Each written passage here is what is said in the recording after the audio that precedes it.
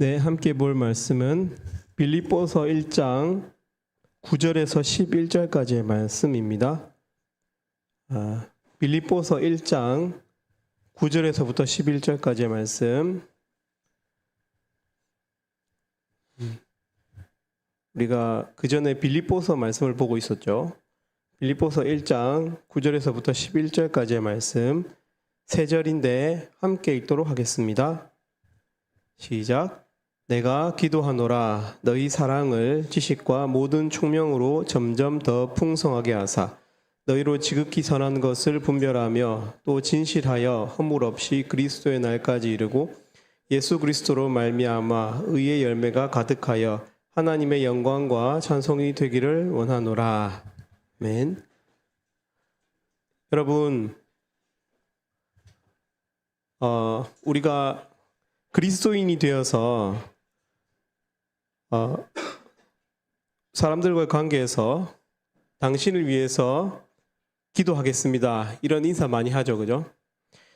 여러분들 기도할게요 이렇게 말하고 기도 잘 했습니까, 여러분?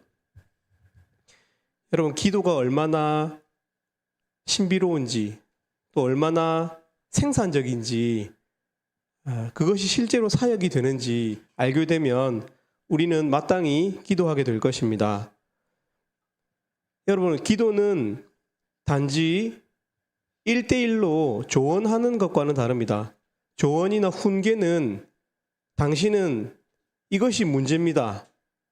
당신은 이것을 고쳐야 합니다. 라고 단지 상대방에게 어떤 고쳐야 될 점, 단점들, 미흡한 점들을 정보만 전달하고 끝날 가능성이 있습니다. 훈계는 그렇습니다. 조언은 그렇습니다.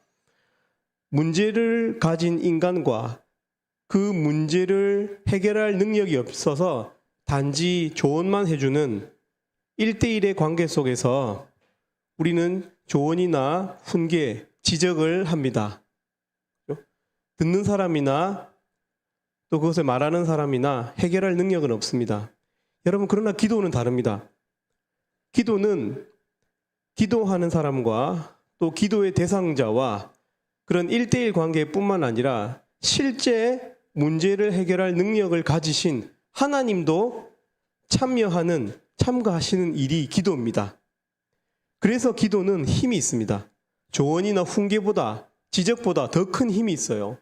당신 이거 고쳐야 됩니다. 이게 아니라 정말 하나님 앞에서 어떤 사람이 위해서 기도한다는 것은 실제로 그 사람의 어떤 그 문제를 인격적인 만남이라든지 아니면 어떤 환경적인 요인들로 고쳐내실 수 있는, 혹은 마음을 직접 바꾸시기도 하시는 하나님께서 참여하시는 일이기 때문에 기도는 힘이 있습니다. 여러분, 또 기도는 그 기도하는 사람을 맬 수가 없습니다. 우리가 무슨 일을 하려고 할 때 날씨가 안 좋거나 교통편이 따라주지 않거나 하면은 그 일에 지장을 받죠, 그죠? 환경에 영향을 받습니다. 우리가 하는 모든 일들은. 그러나 여러분, 빌립보서 1장 13절에 보면 이러므로 나의 매임이, 바울은 자신이 매였다라고 표현하고 있고 1장 17절에도 나의 매임에 매였다라고 표현하고 있는데요. 바울은 감옥 안에서 모든 사역이 단절된 곳 속에서 어두컴컴하고 습한 그 로마의 감옥 속에서 여전히 오늘 말씀에 의하면 내가 기도하노라 하고 있습니다. 여러분, 기도를 막을 수 있는 것은 없습니다. 우리가 행동으로 해야 하는 일, 우리가 모든 사람과의 약속이 필요한 일들에는 어떤 이 환경의 제한이 있죠, 그죠? 그러나 기도는 막을 수 있는 것이 없습니다. 기도를 막을 수 있는 것은 유일하게 우리 내면에 있는 불신앙밖에 없습니다. 기도를 믿지 않는 마음. 무슨 기도한다고 하나님께서 들으시는가? 하나님이 그 일을 간섭하시는가? 라고 하는 그 불신앙 말이에요. 우리 마음속에 있는 불신앙밖에는 기도를 막을 수 있는 것이 없습니다. 바꿔 말해서 하나님을 향한 믿음이 있다면 세상에서 기도의 영향력으로부터 막힌 곳은 없습니다. 여러분, 오늘 기도의 가장 큰 유익이 나타나고 있습니다. 여러분 한번 보십시오. 9절 말씀, 내가 기도하노라. 바울은 지금 감옥에서 빌립보 양들에게 내가 기도하노라 라고 되어 있습니다. 여러분 이것을 번역하면 I am praying이 아니고 나는 지금 기도하고 있습니다 아니고 This is my prayer입니다. 무슨 뜻이냐면 내가 지금 기도합니다 라는 말이 아니고 정확하게는 내가 너희를 위해서 기도하는 것은 이런 것입니다. 내가 너희를 위해서 기도하는 제목은 이런 뜻입니다. 그러니까 This is my prayer, your prayer request. 너의 기도 제목, 내가 너희를 위해서 하는 기도의 제목은 이런 뜻입니다. 바울은 기도하는 과정에서 빌립보 양들이 이것을 위해서 기도해달라고 하지 않았어요. 빌립보에는 실제적으로 여러 가지 문제들이 있었거든요. 성도들 간에 분쟁이 있었고요. 그래서 하나됨, 신자의 하나됨이라는 주제가 빌립보서에 많이 나옵니다. 그리고 돈 문제도 조금 나오고요. 그러니까 빌립보는 실제적으로 우리가 이벤트적으로 기도해야 될 실제적인 제목이 있었어요. 그런데 바울은 내가 너희를 위해서 기도하는 것은 이것이다. 내가 너희를 기도하고 있는데 기도 제목이 이것이 되었다. 이런 뜻입니다. 여러분 이게 무슨 의미입니까? 여기서 우리는 기도의 가장 큰 유익이 무엇인지 깨닫게 됩니다.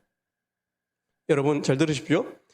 기도하는 바울, 기도하는 사람은 기도하는 과정을 통해서 그 기도의 대상자, 빌립보 양들, 기도 대상자의 가장 중요한 필요가, 가장 중요한 니즈가 무엇인지 인도함이 있습니다.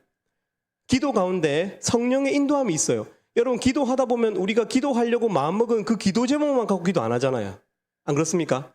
내가 내 자신을 위해서 기도해도 오늘 내가 내 건강 때문에 기도해야지 하고 꿇어 엎드려 기도하다 보면 건강 문제가 아니라 내 영적인 문제, 관계의 문제, 다른 내 자신의 기도 제목들이 떠올라서 오히려 내가 기도하는 것이 아니고 기도의 인도함을 받는, 성령의 인도하심을 받는 아주 특별한 경험이 기도입니다. 우리가 다른 사람을 위해서 기도할 때도 마찬가지입니다. 그 사람을 위해서 우리가 그냥 기도 제목만 보고 읽어내려 갈 때는 그 사람이 말한 기도 제목만 읊고 나서 말하고 나서 끝이 나요. 그러나 우리가 진짜 그 사람을 생각하면서 내가 판단하는 것이죠. 내가 생각하는 거예요. 자발적으로. 저 사람을 위해서 기도할 때 사실 저 사람이 지금 자기 진로를 위해서 기도해달라고 했는데 기도하다 보면 어떻게 됩니까? 진로가 아니고 그 사람 마음속에 있는 깊은 응어리, 그 사람이 뭔가 편치 못하는 그 히스테리들, 신경증적인 어떤 증상들, 또 신앙 없음, 그죠? 그런 것들로 기도가 인도함을 받죠, 그죠? 기도가 옮겨갑니다. 무슨 말이냐면 기도해야 기도 속에서 하나님의 인도하심이 있을 때야만이 우리가 기도 대상자의 가장 간절한 기도 제목으로 이끌림을 받습니다. 바울은 지금 빌립보 양들의 가장 프로그램적인 기도, 그들이 그냥 명패에 기도 제목입니다라고 올려준 그것이 아니라 내가 너희들을 위해서 기도하다 보니 내가 너희를 위해서 기도하는 것은 바로 이것이다, 이런 뜻입니다. 투토, 이것이 프로슈코마이, 내가 너희를 위해서 기도하는 바다, 이런 뜻입니다. 이것이 바로 너희도 알지 못하는 너희의 가장 중요한 니즈이며 너희의 가장 중요한 기도 제목이다, 이런 뜻입니다. 여러분, 그러니까 기도가 얼마나 위대합니까? 우리가 그 사람과 맞대면해서 말하다 보면 아무 말이나 하잖아요. 그냥 그 분위기를 위해서 그냥 좀 분위기를 띄울 수 있는 말, 본질이 아니어도 말하잖아요. 그러나 그 사람에서 진중하게 기도하면 어떻게 됩니까? 이 사람이 영적으로 어떤 문제가 있는지, 하나님 앞에 내가 무엇을 말해야 할지 생각하게 되잖아요. 그렇기 때문에 기도할 때라야만이 그 사람의 가장 중요한 기도 제목, 그 사람의 가장 중요한 필요, 영적인 니즈를 깨닫게 되는, 이것이 기도의 가장 큰 축복이라는 것입니다. 우리가 우리 자신을 위해서 기도할 때도 마찬가지입니다. 기도에 꿇어 엎드려야 되고 형식적으로 기도 제목만 읊어서는 안 되고 깊은 마치 지하 감옥처럼 지하 감옥이기 때문에 할 수 있는 기도, 깊은 심연으로 들어가는 기도를 해야만이 내 자신을 위해서 기도할 수 있고 또 기도 대상자들의 진정한 니즈를 위해서 기도하게 된다는 것입니다, 여러분. 그러니까 오늘 이 바울이 빌립보 양들에게 하는 이 기도의 제목이 중요하죠, 그죠? 과연 빌립보 양들의 실제적인 필요, 영적 필요, 혹은 하나님께서 생각할 때, 안 그렇겠습니까? 하나님께서 그 기도를 인도해 가신다라고 우리가 생각할 때 하나님께서 생각하는 빌립보 성도들의 기도 제목이 무엇이었을까요? 그게 이제 오늘 9절부터 11절까지 나오고 있습니다. 우리 다시 한 번 더 9절부터 11절까지 과연 빌립보 양들을 위해서 바울이 어떻게 기도했는지, 무엇이 기도 제목이었는지 한번 보도록 하겠습니다. 9절부터 11절 다시 읽습니다. 시작. 내가 기도하노라 너희 사랑을 지식과 모든 총명으로 점점 더 풍성하게 하사 너희로 지극히 선한 것을 분별하며 또 진실하여 허물 없이 그리스도의 날까지 이르고 예수 그리스도로 말미암아 의의 열매가 가득하여 하나님의 영광과 찬송이 되기를 원하노라. 여러분 9절에서부터 11절까지 읽으면서 이상한 점 못 느꼈어요? 여러분 우리는 분명히 9절부터 11절까지 적지 않은 문장을 읽어 내려갔습니다. 실제로 성경의 절수로도 3절이고요. 근데 여러분 이 문장이 하나입니다. 끊기지 않았죠, 그죠? 내가 기도하노라 너희 사랑을 지식과 모든 총명으로 점점 더 풍성하게 하사. 여기에 접속사는 so that입니다. 내가 너희에게 너희의 너희 사랑이 지식과 모든 총명으로 점점 더 풍성해지면 이런 뜻입니다. so that 그렇게 되면 그러면 너희가 지극히 선한 것을 분별하며 또 진실하여 허물 없이 그리스도의 날까지 이르게 되면 so that 예수 그리스도로 말미암아 의의 열매가 가득하게 될 것이며 so that 그렇게 되면 하나님의 영광과 찬송이 될 것이고 그렇게 되기를 원한다는 것이죠. 여러분 9절부터 11절까지는 헬라어는 히나라는 건데요. 접속사 so that으로 이루어진 아주 긴 거대한 한 문장입니다. 그렇기 때문에 이 문장은 문학적으로 인과관계가 중요합니다. 왜냐? 전부 다 so that이잖아요. 이렇게 되면 1번이 되면 2번이 될 것이고 2번이 되면 3번이 될 것이고 3번이 되면 4번이 된다. 그렇게 되기를 바란다 이런 거거든요. 여러분 사실 이 긴 문장은 가장 중요한 한 가지 조건, 한 가지 단어, 하나의 어떤 원인에 이 긴 문장을 다 성립시키는 것이 걸려 있습니다. 여러분 가장 중요한 첫 번째 단계가 그럼 무엇일까요? 9절에서부터 11절까지 보십시오. 무엇일까요 그것이? 너희 사랑이 말이에요. 너희의 사랑이 지식과 모든 총명으로, 여기서 말하는 지식과 모든 총명은 그죠? 어떤 수단입니다. 사랑이 풍성해지는 수단이죠. 지식과 총명으로 너희 사랑이 풍성해지기를 바란다고 말하고 있어요. 근데 중요한 것은 주어가 뭡니까? 너희 사랑입니다. 사랑이 점점 더 풍성해지면, 다시 이 긴 기도 제목, 빌립보 양들 스스로도 느끼지 못했던, 자기들은 아마 자기 경제 문제가 더 중요하다고 생각했을 수 있고, 자기 친구 문제가 더 중요했을 수 있다고 생각할 수 있고, 자기 가족 문제가 더 중요하다고 생각했을 수도 있어요. 그러나 성령께서 판단하시는 빌립보 양들의 실제적인 문제, 내면의 문제, 인격의 문제, 행복의 문제, 인생의 아주 중요한 근원의 문제, 그것이 뭐냐면 너희 사랑이 풍성해지면, 너희 사랑이 먼저 풍성해져야 한다는 것입니다. 풍성해지면 너희가 지극히 선한 것, 본질을 분별하게 될 것이고, 그 마지막 날까지 그 본질을 분별하는 그 분별력으로, 그 실력으로, 영적 실력으로 살게 될 것이고, 결국 열매도 많이 맺게 될 것이고 그래서 하나님께서도 영광을 받을 거다 이런 말입니다. 너희 사랑이 풍성해지면 너희가 지극히 사랑하는 것, 본질을 분별할 수 있게 되고 그래서 너희 삶에 열매가 가득하게 될 것이고 그래서 하나님께도 영광이 될 것이다. 이런 문장입니다. 여러분 그렇다면 여기서 가장 중요한 조건부가 되는 구절이 무엇입니까? 사랑이 풍성해지면 이런 뜻입니다. 너희 사랑이 풍성해지면 반대로 말하면 그게 내 기도 제목이다. 그게 성령께서도 원하시는 기도 제목이다. 너희의 사랑이 풍성해지기를 원한다. 풍성해져야 한다. 이런 뜻입니다. 여러분, 여기서 말하는 사랑은요, 남녀 간의 사랑인 에로스가 아닙니다. 여기서의 사랑은요, 친구 간의 우정도 사랑이죠. 그죠? 우정인 필로에라는 단어도 아닙니다. 여기서 사랑은 소위 우리가 저 먼 곳에 들어본 적이 있는 골고다 언덕 위에서 한번 잠깐 들어본 적도 있고 본 것도 같은 그러나 너무 멀리 있어서 잡히지조차 않아요. 에로스는 늘 잡혀요. 에로스는 잡히죠. 왜냐? 우리 옆에 이성이 있으면 끌리는 마음 다 에로스거든요.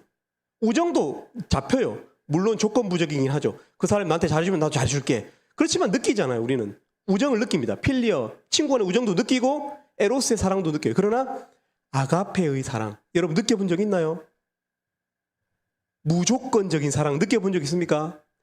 부모님의 사랑이 조금 아가페의 사랑을 닮아 있긴 하죠. 무조건적으로 사랑하시죠. 그죠? 그러나 사실 부모님도 인간입니다. 부모님도 온전히 아가페적인 사랑을 줄 수 없습니다. 여러분에게. 부모님도 내 새끼니까 아이고 저거 어디가 사고 치면 안 되니까 그래도 어릴 때부터 내가 신생아 때부터 키워온 정이 있으니까 뭔지 모르는 어떤 그 끌림, 모성의 본능에 의해서 아끼죠. 그러나 그게 조건이죠. 그죠? 혈육이라는 게 조건이 있습니다. 여러분 다시 묻겠습니다. 여러분 아가페 사랑을 경험해 본 적 있습니까? 여러분 아가페를 경험이 아니라 여러분이 실천해 본 적은 있습니까? 근데 여러분 성경은 이렇게 말하고 있는 거예요. 너희의 그 조건 없는 사랑, 아가페가 풍성해져야 한다는 거예요. 풍성해질 수 있다는 겁니다. 풍성도 해지면 또 이런 뜻입니다. 여러분 성경은요, 우리가 읽는 성경은 하나님의 말씀이죠. 그래서 언제나 우리를 매거진이 아니죠. 그죠? 어떤 우리의 호기심만 채워주는 그런 책이 아니죠. 그죠? 그래서 우리를 언제나 우리의 가장 중요한 근원의 문제로 데리고 갑니다. 성경은 우리를 본질적인 문제로 데리고 가요. 이 시간도 바로 그런 시간이겠죠. 우리가 살아가는 목적의 문제, 근원의 문제, 근원에 존재할 수 있는 힘의 문제로 우리를 데리고 갑니다. 여러분 아까도 이야기했지만 빌립보서를 읽어보면 이 빌립보 교회 내부에 이 빌립보서를 받고 있는 이 양들에게 산적한 문제들이 있었습니다. 먼저 해줘야 될 문제가 있었어요. 여러분 그러나 바울은 그런 문제들을 제쳐두고 어쩌면 성령의 인도하심 속에서 빌립보 양들의 아가페가 그 내면에 있는 너희의 아가페, 너희 내면에 있는 아가페가 생기는 정도가 아니고 생겨서 더 나아가서 풍성해지기를 기도하고 있습니다. 바울은 이 사랑을 친구 간의 사랑, 우정을 의미하는 필리어나 연애 감정의 사랑이란 에로스라는 단어로 쓰고 있는 것이 아닙니다. 바울은 빌립보 성도들의 사랑이 풍성해지기를 기도하는데 아가페, 무조건적인 사랑, 하나님의 성품에 속한 사랑, 아가페로 쓰고 있습니다. 바울은 빌립보 양들의 내면에서 궁극의 사랑, 아가페가 차올라야 한다, 풍성해져야 한다라고 기도하고 있습니다. 여러분 저는 이제 인생을 한 42년, 제 나이도 이제 헷갈려요. 이제 좀 지나면 나이가 잘 안 세지거든요. 40 지나면 42살이죠, 그죠? 새로 나이법이 생겼으니까 41살, 41살이죠. 40년 정도 살았습니다. 여러분, 저는 어릴 때요, 제 삶의 목표가 참 선명했습니다. 그래서 어쩌면 쉽게 행복을 느꼈어요. 내 삶의 목표들이 지근거리에 있어서 손에 잡으면 잡힐 것 같은 그런 느낌으로 살았습니다. 여러분 안 그렇습니까? 어릴 때 그렇지 않아요? 내 꿈은 말이야 게임 콘솔을 하나 사는 거야. 그리고 나는 평생 그것만 하면서 살 수 있어. 뭐 이런 식으로 생각한다고요. 애기들은. 그게 아닌데, 그죠? 그렇게 생각해요. 아직까지 미성숙한 거죠. 얼마 전에 우리 아들 인성이한테 꿈이 뭐냐고 물어봤어요. 돈을 많이 버는 게 꿈이래요. 돈을 많이 버는 게. 그 정도까지는 기특하다. 자, 어떻게 돈을 많이 벌 거냐고 물어봤어요. 그 다음 말이 별로 실망적이었는데 달고나 장사를 하겠다고. 여러분 아주 선명한 꿈 아닙니까? 그죠? 여러분 이런 이야기 들을 때 재밌지만 웃게 되죠. 어리숙하고 인상아 너는 참 인생을 아직 모르는구나 그런 생각이 안 듭니까? 여러분은 어떻습니까? 여러분은 그러면 지금 눈앞에 있는 그것을 잡으면 영원히 행복해질 수 있다고 사실 살면서 엄청 속았는데 그것에 엄청 속았는데 그렇게 살고 있지는 않나요? 우리 성준 박사님 기타 되게 좋아하시죠? 기타 많이 사시고 저도 제가 좋아하는 게 있거든요. 제가 디지털 기기 진짜 좋아합니다. 레고도 좋아하고 그런 거 사면은 엄청난 행복이 올 거라고 생각하고 사실은 이제 사게 되죠, 그죠?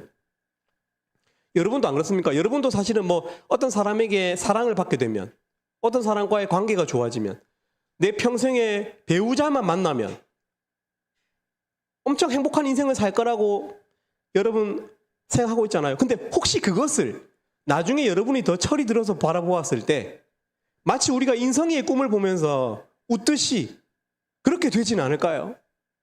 그게 진짜 우리가 추구하는 그런 조건이 가득한 에로스와 필리어와 그 외의 물질과 사람을 향한 그 애착, 사랑들이 여러분의 내면을 다 채울 수 있다고 지금까지도 속았는데 또 속을 작정으로 거기에 만족할 작정으로 살고 있지는 않습니까? 여러분 저도 그랬습니다. 저도 어머니의 마음을 시원하게 해드리려고 수능 모의고사 성적 잘 받아서 어머니 표정이 좋아지면 그게 내 행복인 줄 알았어요. 또 수능 시험이 내 행복을 만들어줄 줄 알았어요. 원하는 대학, 또 어학연수 갈 나라와 어학연수 갈 비용 뭐 이런 것들이 나한테 행복을 줄 줄 알았어요. 지근거리에 다 그런 목표, 삶의 행복을 채워줄, 나를 채워줄 그것이라고 생각했어요. 마음에 드는 이성과의 연애, 그때 진짜 정말 이것만 잡으면 내 인생은 그냥 다 끝일 것 같은 그런 생각도 했었습니다. 여러분 순진했죠, 그죠?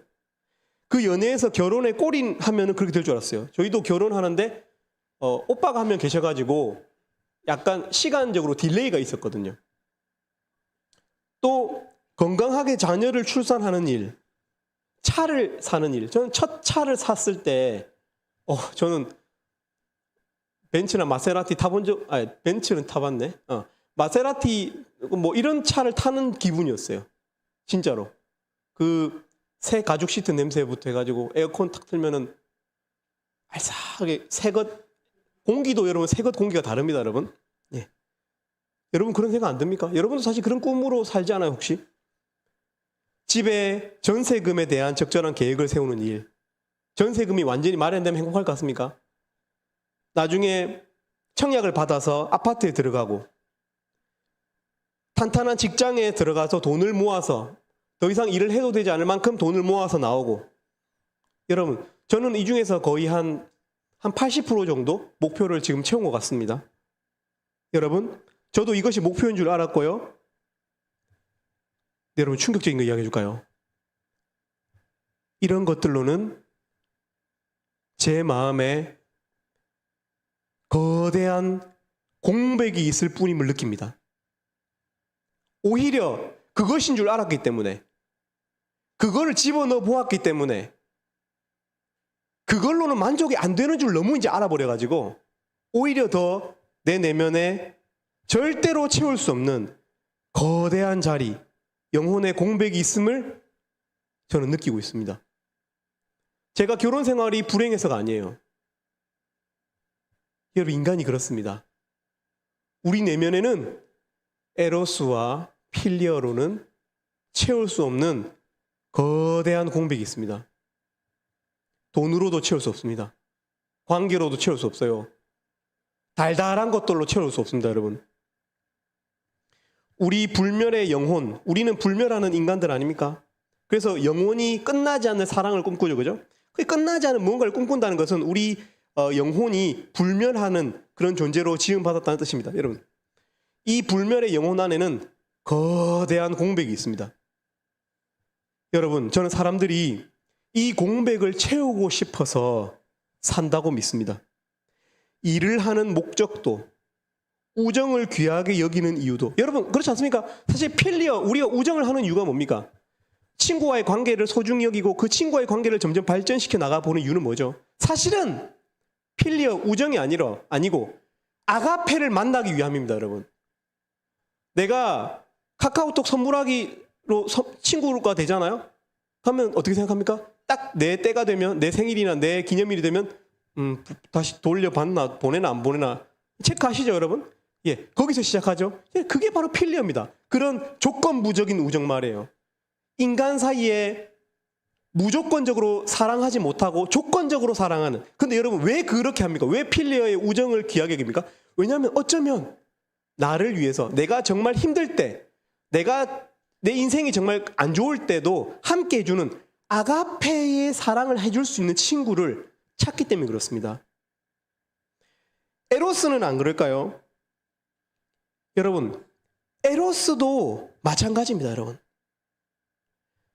우리가 사랑을, 처음에는 남녀 간의 사랑을 합니다. 본능에 끌리죠. 그게 하나님께서 우리를 지으신 어떤 모델입니다.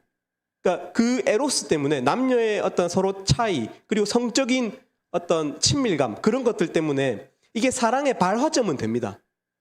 불이 튀는 거죠. 그래서 여러분, 사실 누구에게나 우리가 그런 에로스를 느끼기가 쉬워요. 사실 우리 몸은, 우리 본능은 그래요. 그러니까 그걸 제어할 필요가 있겠죠. 아무튼 그것으로, 근데 여러분, 만족하는 이성이 있는 줄 아세요, 여러분? 이성교제, 우리는 에로스적인 관계로만 유지하자. 여러분, 그런 이성이 어디 있습니까? 결혼한 사람들에게 물어보면 그것은 다 증인입니다. 절대로 에로스로 만족하고 살려고 그 사람들이 결혼한 게 아니에요. 뭔가 이 사람의 흠을 보아도, 이 사람의 추잡한 모습을 보아도 저 사람이, 혹은 내가 저 사람을 사랑해 줄 수 있는지를 확인하고 싶어서, 사실은 아가페로 나아가고 싶어서 남녀 간의 사랑도 합니다, 사람이. 왜 그렇겠어요? 우리 내면에 그것을 원하는 영혼의 공백이 있기 때문에 그렇습니다. 여러분, 저는 불교가, 부디즘이 저는 꽤 대단한 가르침을 가진 종교라고 생각합니다. 여러분, 불교에서는 이렇게 가르칩니다. 불교에서도 우리 내면에 이 빈 자리가 있음을, 빈 공백이 있음을 말하고 있습니다. 그런데 그 빈 자리를 채우려고 노력하면 오히려 더 허무해질 것이기 때문에, 웬만한 걸로 채워갖고는 안 채워질 것이기 때문에 어떻게 말합니까? 불교에서는 차라리 그 공간을 폐쇄하고 너는 아무것도 아닌 너는 없는 자아처럼 행동하고 없는 자아로 돌아가라는 것이 불교의 핵심적인 가르침입니다. 비우라는 것이죠. 네가 채우려고 그렇게 길을 써도 아가페 안 채워진다는 거예요, 여러분. 그러니까 채우지 말고 포기하고 일찌감치 폐쇄하고 너는 무로 돌아가라. 채우고 싶을수록 더 허무할 것이기 때문에, 그리고 웬만한 것으로 채우면 오히려 실망할 것이기 때문에, 그 허탈감이 너무 고통스럽기 때문에 차라리 비우는 것을 선택하라고 말하고 있습니다, 불교는. 인생에 대한 대단한 통찰력 가운데 나오는 그런 가르침입니다. 여러분, 저도 불교가 대단한 종교라고 생각합니다. 그러나 여러분, 이 시간 성경의 권위로, 빌립보서 1장의 권위로 선포합니다. 세상에 선포합니다. 그들은 틀렸습니다. 우리는 이 공간을 채울 수 있습니다. 심지어 더욱 풍성하게 할 수 있습니다. 사실 저도 제 마음을 이렇게, 저도 여러분이 보기에는 신앙이 좋아 보이지만 저도 제 내면에 있는 이 아가페가 많이 채워지지 못했어요. 진짜 채울 수 있을까라고 하는 어떤 의심도 솔직히 들어요, 저도. 여러분, 그러나 이 성경에서 계시된 하나님께서 아주 신실한 하나님이시고, 그분은 약속하시면 지키시는 하나님이시고, 그분의 신실하심을 믿기 때문에 그분의 성품의 권위로, 말씀의 권위로 그렇게 너희 사랑이 풍성해지면 너희 사랑이 풍성해질 수 있다라고 말씀하시는 그 하나님의 말씀의 권위로 저는 제 영혼에게 이 시간 말하겠습니다. 포기하지 말라고, 아가페를 추구하라고 말하고 싶습니다. 로마서 5장 5절에 우리에게 주신 성령으로 말미암아 하나님의 사랑이 우리 마음에 부음바 됨이니, 여러분, 하나님의 사랑이 우리 마음에 부음바 되었다라고 표현하고 있습니다. 우리 빈 그릇 같은, 우리 마음은 빈 그릇, 빈 공백과 같은 그런 상태 아닙니까? 그런데 이 빈 마음을 하나님의 사랑이 부음바 되었다. 하나님의 사랑이 플레로마는 절반을 채웠다 이런 뜻이 아닙니다. 다 채워서 넘치기 시작했다. 조심조심 컵을 들어야 된다. 뭐 이런 뜻입니다. 조금만 부분적으로 채우시지 않고 우리 마음 전부를 하나님의 사랑인 아가페로 넘치게 하셨다는 뜻입니다. 우리의 이 빈자리는 아가페로만 채울 수 있습니다. 여러분, 저는 바울이 빌립보 양들을 정말로 아끼고 있다는 생각이 듭니다. 왜냐하면 그것이야말로 정말 빌립보 양들에게 있어서 그 양들 스스로가 생각하는 것보다 훨씬 더 궁극적인 인생의 근원적인 행복의 방향성이고, 그죠? 행복의 조건이거든요. 그 마음에 하나님의 사랑, 아가페를 추구하는 것, 무조건적인 사랑을 실천하고 그 사랑이 그 마음에 채워지는 것. 그들이 먼저 하나님의 그 무조건적인 사랑을 깨닫고 그들도 아가페적인 사랑을 조금씩 연습해서 나중에는 그 사랑이 풍성해지는 것 말이에요. 여러분, 저는 여러분도 그렇게 되었으면 좋겠습니다. 조그마한 사랑 주고 나서, 사랑 비스무리한 거 주고 나서 저 사람이 나한테 어떻게 하는가 간 보는 게 아니고, 퍼 주고도 괜찮은 상태, 마음을 다 주고도 괜찮은, 자족하는, 하나님으로 인해서 완전히 건강한, 풍성해서 줘도 되는 상태. 여러분, 저는 그런 마음으로 여러분의 그 빈 부분이 다 채워지기를 바랍니다. 빌립보 양들의 마음에 근원적으로 먼저 채워야 할 에너지, 행복의 전제, 그 사랑 자체를 위해서 바울은 기도했습니다. 사랑 자체를 위한 기도. 모호한 기도 제목이 아닙니다. 바로 우리 존재를 위한 기도고 인생의 진정한 행복, 진정한 낙을 위한 기도입니다. 성장을 위한 기도입니다. 하나님은 자신을 사랑이라고, 아가페라고 계시하셨습니다. 여러분, 우리에게 사랑은 운명이라고 할 수 있습니다. 우리는 누구나가 다 하나님의 사랑에 끌려서 신앙인이 됩니다. 절대로 예를 들어서 진화론의 허구를 발견해서 창조론이 탁월해서 신앙인이 되는 사람은 없습니다. 물론 그것이 우리의 회의감을 조금 걷어주긴 합니다. 우리 이성을 조금 더 편하게는 해주죠. 그러나 우리가 신앙인이 된다는 의미는 하나님의 사랑이 무엇인지 알고 그 사랑에 끌린다는 의미입니다. 그래서 사랑은 우리의 운명입니다. 우리는 사랑받고 싶어서, 이 사랑의 빈자리를 채우고 싶어서 삽니다. 우리에게 사랑은 운명입니다. 그것을 제쳐주고 살 수 없습니다. 그렇다면 우리가 제일 사랑하는 사람을 위해서 기도한다고 할 때 그 사람 내면에 아가페가 차오르기를, 그래서 건강해지기를, 사랑을 넘치게 받아서, 여러분, 그래서 사랑을 많이 받은 금쪽이 이런 거 보면은 물론 교육도 필요하고 손발 잡고 때리기도 하고 해야 되겠지만, 근원적으로는 그 어머니 아버지로부터 사랑받는, 무조건적으로 사랑을 경험하는 그것이 많이 채워진 사람이 건강하잖아요. 심리학적으로 그런 것입니다. 그렇게 사랑이 풍성해져야 되는데 바울은 이 사랑이 어떤 뜨거운 감정으로 풍성해진다라고 말하지 않습니다. 지식과 모든 총명으로 점점 더 풍성하게 된다. 사랑이 풍성하게 된다라고 말하고 있습니다. 사랑의 성장을 위해서 필요한 것이 지식이라고, 총명이라고, 뜨거운 감정이 아니라 차가운 지성이라고 먼저 말하고 있습니다. 본능적인 감정이 아니라 그것은 잠시 뒷자리를 밀어둬도 다시 들어올 거기 때문에 본능이 사라질 거라고 이런 걱정하지 마세요. 내가 이러다가 완전히 연애 감정이 다 식는 거 아니야. 절대로 그럴 일 없습니다, 여러분. 차라리 체계적이며 언어적인 구조, 이 지식과 총명에 있어서 자라가라고 이야기하고 있습니다. 여러분, 진정한 사랑을 위해서 우리는 배워야 됩니다. 사랑이 무엇인지 우리는 지식과 총명에 헌신되어야 됩니다. 그래서 하나님이 어떠한 분이신지, 그분이 어떤 일을 행하셨는지 예수님의 가르친 문장 하나하나에 있는 진리를 씹고 또 씹어야 됩니다. 성경 속에 있는 사실들을 체크해야 됩니다. 그 속에서 우리를 봐야 되고요. 그 성경 속에서, 그 지식과 총명 속에서 하나님께서 이끄시는 방향을 찾아야 됩니다. 그리고 삶의 경험을 통해서 사랑이 답인 것을 확인하게 되는 것, 그것이 바로 지식과 총명에 있어서 자라가는 것입니다. 그 지식과 총명으로 말미암아 사랑이 풍성해지는 것입니다. 여러분, 사랑이 풍성해질 때야만이 지극히 선한 것이 무엇인지 분별하게 됩니다. 그 다음 단계 소댓, 지극히 선한 것이 무엇인지 분별하는 것. 여러분, 지극히 선한 것이 무엇인지 분별한다는 의미는 본질이 무엇인지 안다는 것입니다. 본질과 비본질을 구분한다는 뜻입니다.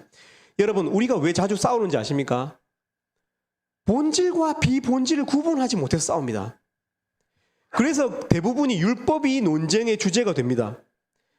사랑의 풍성함에 이르르는 성장이야말로 진짜 성장입니다. 이러할 때 우리는 지극히 선한 것, 본질이 무엇인지 구분할 지혜를 갖게 되는 것입니다. 사랑이 그런 지혜를 줍니다. 본질이 무엇인지를. 사랑 안에 분별력이 있습니다. 사랑 안에 지혜가 있습니다.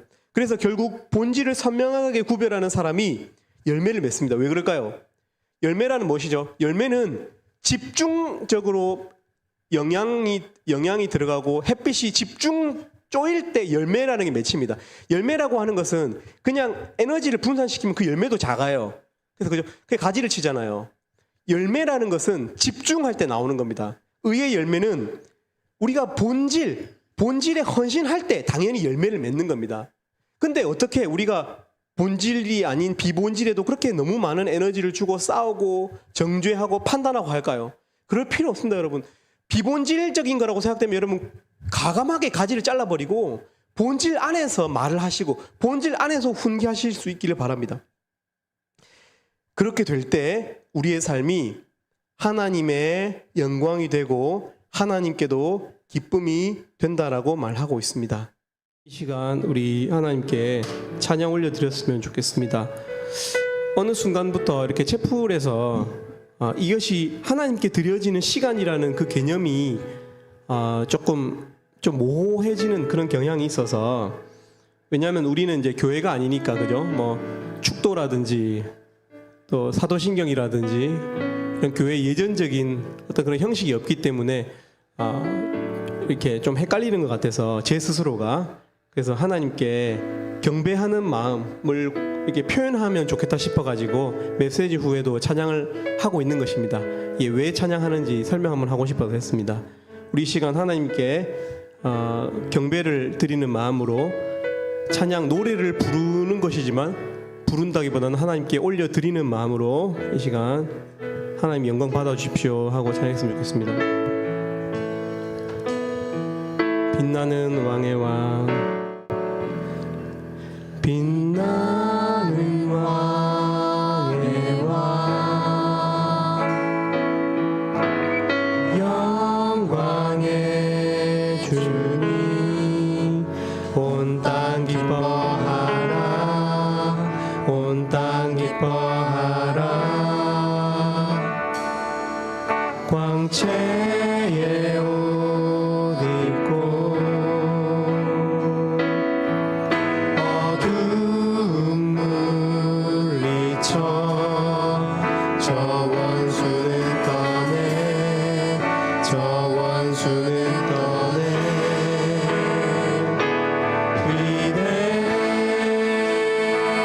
위대하신 주 찬양해, 위대하신 주 모두 알게 되리라.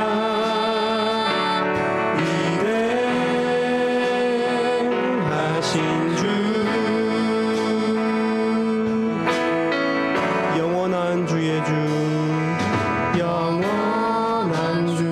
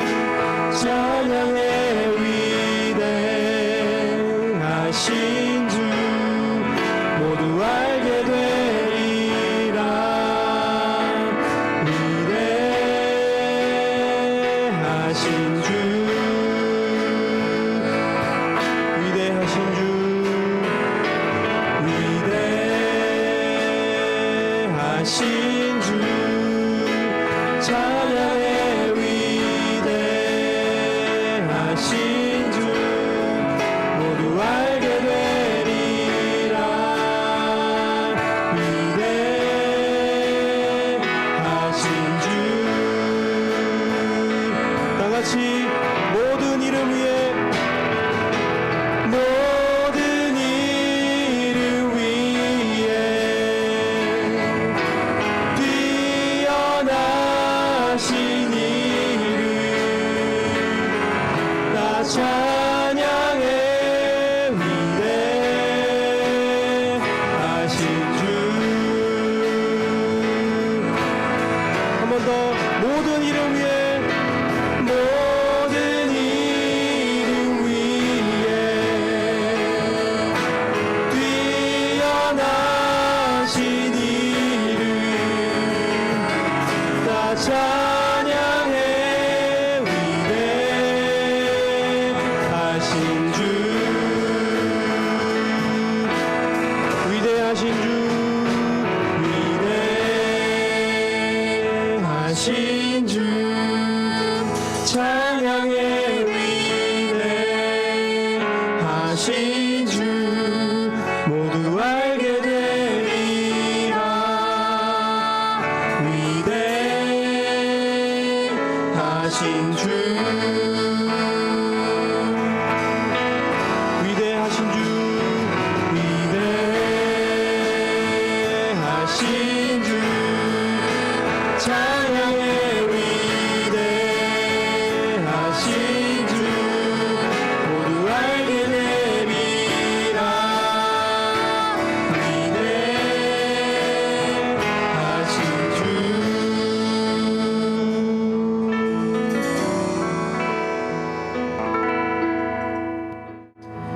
제가 한번 기도하고 마무리하도록 하겠습니다.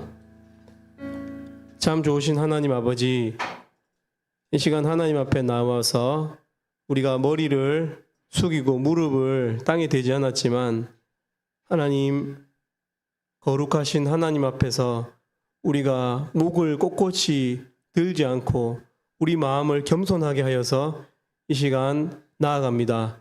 하나님께서 이 시간 하나님을 향해서 드리는 우리 믿음의 모든 고백들을 하나님의 영광에 제물 삼아 주시기를 원합니다. 감사합니다. 예수님 이름으로 기도 올립니다.